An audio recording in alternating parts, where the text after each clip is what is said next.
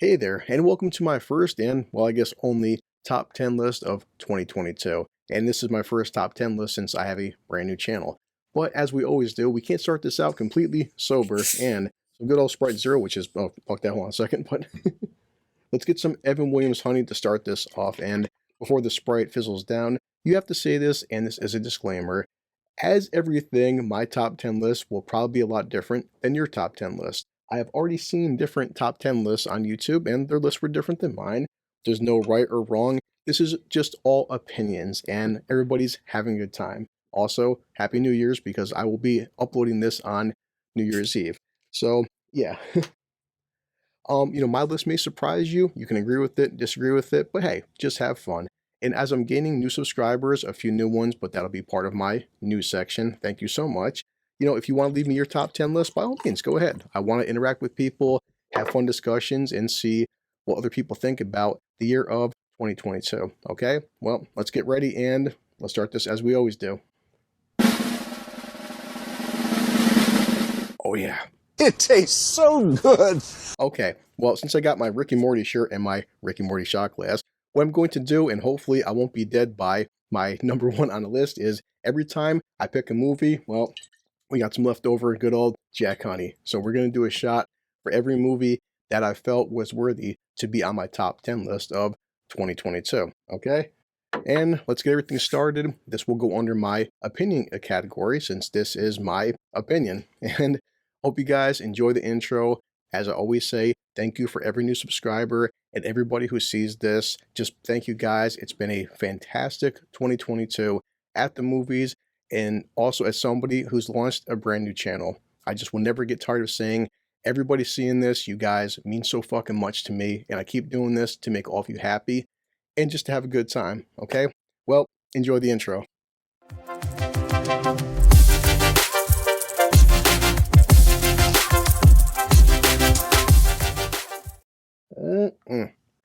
What a great way to start this list off. Okay. The number 10? Number 10 was made by a man who is the greatest pioneer. His name is James Cameron, the bravest pioneer. No budget too steep, no sea too deep. Who's that? It's him, James Cameron. Yes, it has to go down to Avatar 2, The Way of Water. And I know some people, as with the first one, either fucking already love it or already fucking hate it. As people know me, I'm in the middle. I understand the fact that yes, a lot of the dialogue is clunky. Yes, a lot of the plot is full of plot holes. But the reason this isn't at number one for is because while it still is the greatest cinematic experience I've ever had, this is kind of stupid. I'm not dumb enough and naive enough to say this is my top movie of the year. But some people out there, much like the first one, it is their top film of the year. I would not be mad at anybody, and I would understand if this was your top film of the year, just based on the visual experience. And truth be told, I'm going to go see it one more time before it leaves theaters. Are you serious? Are you serious? Because I did see it in 4D, and I also seen it in RPX 3D. You can't deny the love and the care and just how breathtakingly beautiful this film is. So yes, we're going to pour a shot for Avatar 2, The Search for More Blue Fern Gully People in Space. The movie, by all accounts, is dumb and stupid, but Jesus Christ, like my ex-girlfriend, it's beautiful to look at, and if you get me drunk, I'll take her back every single time. Let's go. Oh yeah. Let's get on to number 9. Number 9 is a little film called The Massive Weight of Unbearable Nick Cage, or the weighted talent of this friggin' aging action star, and whatever the fuck you want to call it. It's The Unbearable Weight of Massive Talent, starring Nick Cage and Pedro Pascal. And this is the only film during 2022 that I would consider a true comedy. And truth be told, it's the hardest I laughed all fucking year. Nick Cage, at this point, he embraces the cageness, he embraces the meme, and he's just having so much fucking fun. And while I do have issues with Pedro Pascal, with a lot of things he said, the point of being a fan and also a part-time YouTube critic is, I don't give a fuck about the guy's politics. Already drinking. Pedro Pascal and Nick Cage play off each other so fucking well. And I can tell you this, when my sister sees this, I have not seen my sister laugh this fucking hard all year long, to the point where we were watching this at home and she had tears rolling down her eyes, seeing Nick Cage and Pedro Pascal do some fucking acid. It's a great time. It actually has a lot more heart than I expected, and Nick Cage is just Nick Cage. So it definitely comes down to my number 9 film of 2022. You should see it. I already bought it on Vudu. I can't wait to watch it again. And just, yeah, at this point, hats off and cheers to the fucking man himself, Nicholas fucking...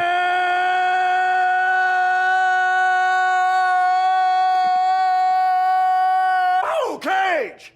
On to number 8. Number 8. Number 8 is another film that just came out of nowhere. I didn't expect it, and when I walked out, I had a great fucking time. An original idea, and for the first time ever in his career, this was Ethan Hawke playing a bad guy. It's called The Black Phone. The premise is pretty simple. A kid gets kidnapped, and Ethan Hawke's character has been murdering children, and all the ghosts of the murdered children are talking to his victim. And now he has to find a way out, and his only key to survival is this thing called The Black Phone. I just recently watched it again with my brother-in-law and nephew. They fucking loved it. It's not too gory, and it's not too intense for, a 12-year-old to watch it. So it is considered a horror film, but the idea is so goddamn original, and Ethan Hawke, man, this shows this guy. Some actors take a lifetime, or they take, getting in their 40s and 50s to play a different kind of role. He's never played anything like this, and Ethan Hawke, when he's on screen, he spends 98% of the time behind a fucking mask, and he's just goddamn fantastic. It's kicking in. So yes, Black Phone is my number 8 film of 2022. I suggest you go see it, have a good time. The ending was very smart, and I just enjoyed it, so hats off to Ethan Hawke, first time playing a bad guy. Ready? Number 7. Now fill it up on number 7. Number 7 could be the most fun I've had all year long. Again, another film that I didn't see coming. It came out of nowhere, and by all accounts, it's fucking Die Hard meets Santa Claus. And yes, this goes down to Violent Night. As I've said during my On Tap stream, which you should check out, tell my buddies Russell and Wes that this, I don't care what anybody says, by all accounts, this will become a cult classic. The premise is fucking simple. Santa Claus killing bad guys, endless one-liners, endless references to Home Alone, and the choreography is fucking fantastic. I had a great time watching it twice. I can't wait to buy it on digital and watch it a third time. And as I said, I could see this becoming just this generation's Die Hard, where every year people open presents, get some lasagna or ham, and sit around and just watching Santa Claus kick, ass and chew bubble gum. Here you go. I have come here to chew bubblegum and kick ass. Wow. On to number 6. Of course, and the number 6. Okay, I'm done with this. Number 6 is yet another film that came out of nowhere. It's by the director of Deadpool 2, and I told everybody this is Deadpool on a train. It comes down to Bullet Train, and Bullet Train saw it twice in theaters, watch on Netflix a third time. It's just a ton of goddamn fun, and I'm telling you, when you watch it a second time, there's a lot of things that you won't pick up on the first time watching it. Basically, the film is 99% on a goddamn train. Brad Pitt is fucking amazing. It's an ensemble cast with great choreography, so much dark humor, and something truth be told, I can't wait to watch it one more time. So Bullet Train, I just love original IPs, and well, that's the last Jack for Jack Honey. I love original IPs. Bullet Train, truth be told, I am looking forward to maybe seeing these characters come back in future films. I wouldn't mind seeing a Bullet Train too, but either make it something Bullet Train on a helicopter or Bullet Train on a plane. Who fucking knows? It's just a ton of fun, and I loved every second of it. Yeah, let's have a shot for Bullet Train. Shot. Ah, boy. On to number 5. Disassemble number 5. Halfway to go, and fuck, I'm feeling it. And now we have to do Jack Apple. So number 5 comes down to a film that was low-key, low budget for the most part, and I wound up just having a good time watching this film. It's called 3,000 Years of Longing. It stars Tilda Swinton and Idris Elba. I'm not gonna lie to you guys, I always have a bias for Idris Elba. This man could sit there and read the fucking dictionary for 2 hours, and I'll watch every second of it. I am aware of the effect I have on women. But what's the premise about? Some people will call this a modern day Aladdin, and I feel like that does a massive disservice to the film. It's basically Tilda Swinton, the person who has everything. She meets a genie, and he's at this bind where I want to grant you 3 wishes, but how do you give 3 wishes to the person who has everything? She doesn't want it. And basically, the entire backstory is about the jinn, his life, just seeing 3,000 years, and all the horrible things he's seen humanity do. I found his life to be extremely interesting. I found, the The chemistry between Idris and Tilda, very unique, and at the end, I smiled, I had a good time with it, and it's something I would highly recommend. Just seeing a character that is, for all accounts, immortal, and he just wants to help humanity out and do his job, and just How to be a good man. I wound up liking it a lot more than I anticipated. I suggest you check it out. So yeah, now we're on to our Jack Apple. I'm hoping I can make it for the next 4 films. You ready? Let's go. On to, number 4. The number 4. Number 4, I'm glad I waited till last second. I'm recording this on December 30th, so before New Year's Eve. I just saw this yesterday, and it's a film that, yet again, is not a franchise, not something I was expecting, and, heard mixed reviews about it. I just saw it yesterday. Thank God I did before recording this video, and it's a little film called The Menu. It stars Ray Fiennes and Anna Taylor-Joy, it's kicking in, and just an ensemble cast. And as I said during my review, it is the most unique film I've seen in the entire fucking year. And I laughed way harder than I should have because it has a very dark comedy. And as somebody who's about to go on my New Year's Eve diet and start losing weight, oh my God, this fucking film teased me so much in the first half hour with all the food porn, and then turns into this murder horror thriller, and I just had a ton of fun watching this. I'm not the only one. I highly suggest when you get a chance, you watch this film, and afterwards, as I did, get a fucking cheeseburger. Ray Fiennes is just a veteran actor. He's a master at his craft, and I wasn't expecting to love Anna Taylor, whatever her name is, I'm drunk, but as much as I did. It's a great time. I'm glad I waited until the end of the year to see this. Damn sure the most unique film of 2022. I highly suggest when it comes to digital and Redbox or whatever, by all means either buy it or at least fucking rent it. When it comes out, tag me in a future comment and tell me if you liked it. All right, let's finish this and 2 more to go. Chug-a-luck, chug-a-luck, chug-a-luck, chug-a-luck. 2 more. Number 3, Okay, I'm feeling it because I just checked my goddamn list and we're only on number 3. I'm an alcoholic. Okay, number 3 for the longest time was my favorite film of 2022. It got knocked down for various reasons, as I'm about to tell you.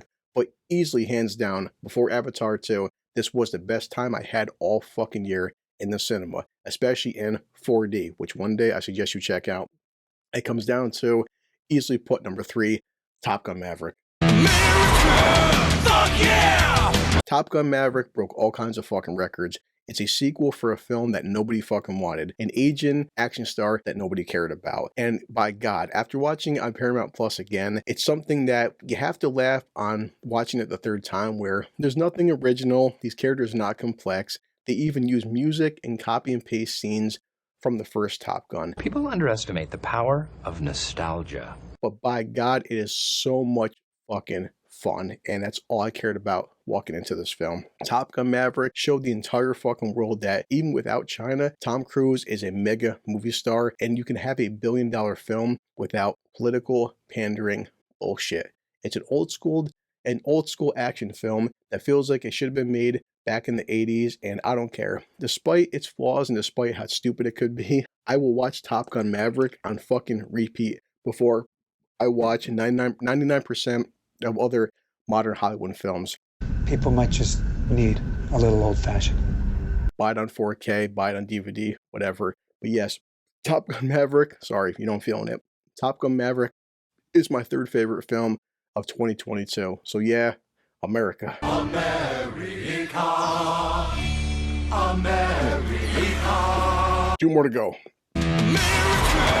Fuck yeah! Come out again to save the motherfucking day, yeah! Okay, my 2nd film of 2022 is not even a question. It would have been number 1. I'll tell you in a second why it isn't. It comes down to Brendan Fraser, The Whale, and some would say his comeback performance. But for me, out of every film I've seen in 2022, the film that hit me the hardest, that was the most heartfelt, and Jesus Christ, Brendan better win fucking an Oscar for this film because he deserves all the credit in the world. And as I said during my review, it's one of those films where I found it to be so powerful that I wouldn't watch it by myself anytime soon.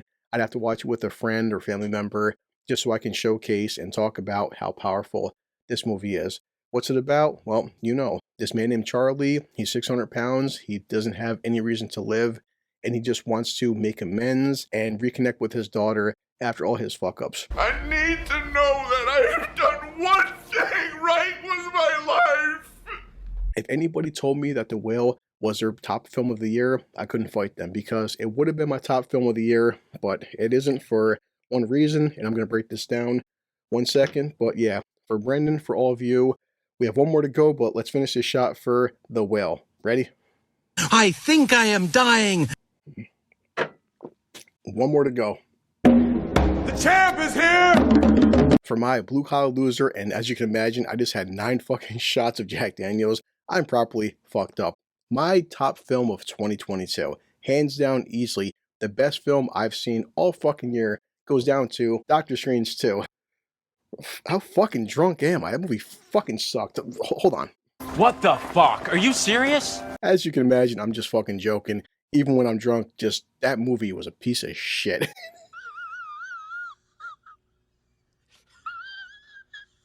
It comes down to Everything, Everywhere, All at Once, or Michelle Yeoh, and I'm fucking drunk, but it is my top film of 2022. I just watched it before recording this, and I just bought this on digital sale with Vudu for $12.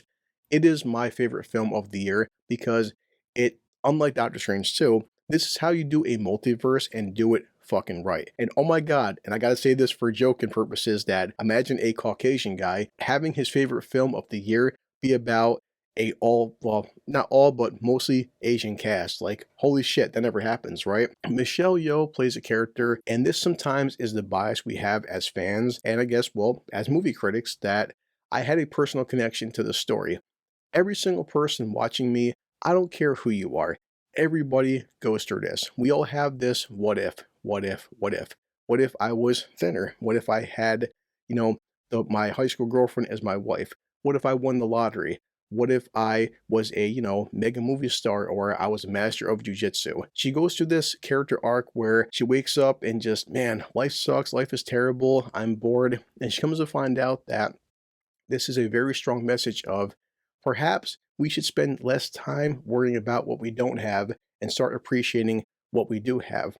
And even though the rating is R, I find this to be a very good family film, only because there's such a strong family message of love and a mother reconnecting with her daughter and talking about life choices and even talking about acceptance, because maybe your older father, who is, based on old school ways, wouldn't accept your daughter's life choices with, being, having a girlfriend to date. So there's so much to unpack with this film. I love the whole multiverse aspect, and this is something that's been talked about with modern science, that what if there is alternate dimensions out there? It feels almost like a Matrix vibe, where you can just plug in and reconnect, and maybe you want to learn Kung Fu really quick. Maybe you want to learn how to do chef skills. But in the end, the ultimate message with this film is all about love. And I love the ending. I was smiling from ear to ear. And just, my God, the kid that was in the Goonies from 35 years ago, the kid retired from acting, he came back, and he's just a goddamn badass. Michelle Yeoh is like 25 years older than me, and she looks even younger than me. She's fit, she's in shape, she can do action scenes with the best of them, and I just love the complexity of her character, and it's something that we all go through. That, yes, as I said, stop worrying about the multiverse, stop worrying about what could have been, what could have been, what could have been. You'd be surprised at how much you take for granted on an everyday basis. I love this film. I could watch it at any time. It's something I would recommend to anybody. And just, yeah, it comes down to Everything, Everywhere, Always, Matrix vibes, and I'm drunk, but okay, let's do one last shot. Ready?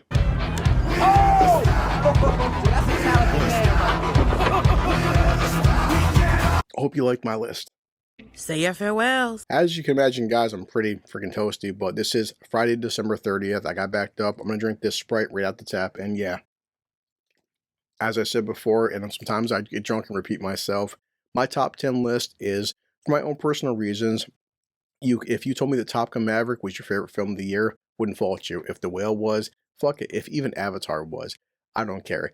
It's all opinion based. It's nothing personal. We're just here to have a good time. And as I said, I'm going to upload this on New Year's Eve. I want everybody who's watching me, everyone, to have a very happy New Year's. Drive safe, because I'm gonna be drinking, and unfortunately I have to work on New Year's Eve. New Year's Day, and even January 2nd. I can't complain because when you see my paycheck, like I'm getting paid double time and a half for 2 days in a row, I'm going to be like, I'm rich. going into 2023, there's a lot of films coming out that, you know what, like 2022, there's a lot of films that I have no idea about, I'm not expecting, and many of us, and if you look at my top 10 list, most of my films are not franchise films. I really feel like, and I want for as film critics and film lovers to come back into an era where not everything has to be Marvel or DC or some big fucking franchise. I want original ideas. I want smaller studios to start bringing us something that's original. And best believe when I say, trust me, I've seen other reviews. I'm not saying things like The Northman. I'm not saying things like Smile weren't good movies. I had a ton of fun with them. But, you know, I just had to pick my top 10 for the year and get properly drunk in the process. So, yeah, I think I'm at 165 subscribers right now. I'm hoping for next year doing this, I'm at double or triple that number. But as I always say, and I apologize if you see this, but I'm damn sure drunk and having a fun time doing this. Every single fucking person, whenever I read a comment in my comment section, whenever someone's like, Chris, I love your Rings of Power review, or you're the funniest person I've seen, and yes, I have so much insecurities, as you can imagine, because making a new YouTube channel in 2022 is not easy by any fucking means, let alone putting yourself out there, putting yourself on camera, and trying to get drunk and, you know, enunciate and talk about movies. But every single person, I love you all. and have a great 2023. Every single person who is dumb enough or smart enough to subscribe to my channel, best believe you guys, whenever my phone goes off, I have a job that I fucking hate and my life is kind of mediocre, but every single person, when you subscribe to me and you give me some comments and feedback, it really means more to me than you could ever understand, okay? So my final shot is for everybody watching this and everybody subscribed to me, this is for all of you. Yes, and I love my fans, truly. Believe me when I say you guys are the reason I do this shit for, okay? So let's do this final drink and then we'll pull up Bender, okay?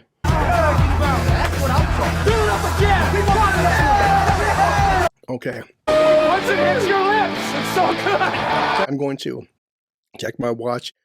I'm going to edit the fuck out of this, as you can imagine. But yeah, let's get our drunken robot buddy. This calls for a drink. Have a happy New Year's.